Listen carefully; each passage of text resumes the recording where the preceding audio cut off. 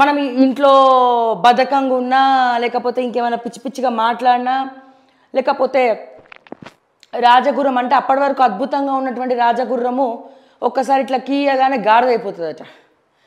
So ఇట్లా ఉంది మన రేవంత్ అన్న తీరు, ముఖ్యమంత్రి రేవంత్ రెడ్డి గారి తీరు. మరి ముఖ్య మంత్రణాలో హిందూ దేవుళ్ళని దూషించినటువంటి ముఖ్య కంత్రణాలో అర్థం అవ్వట్లేదే.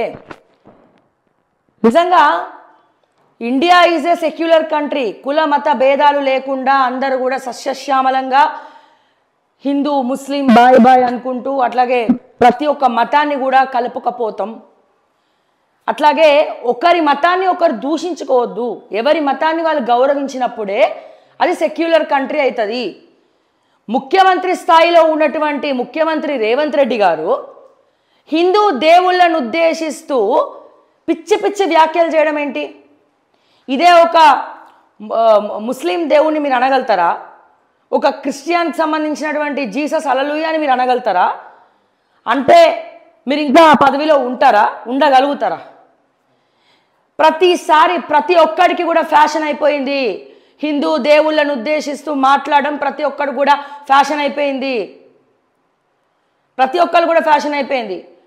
ఎవరెవరో పిచ్చి పిచ్చి వాళ్ళందరూ మాట్లాడుతూ ఉంటే ఒక అర్థం ఉన్నది.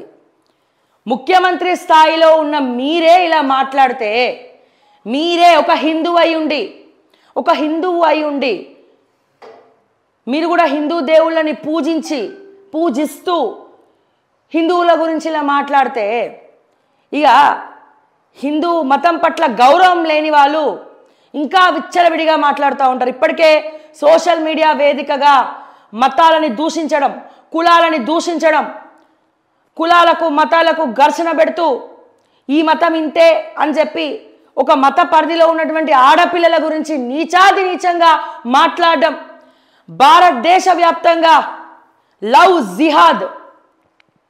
జిహాద్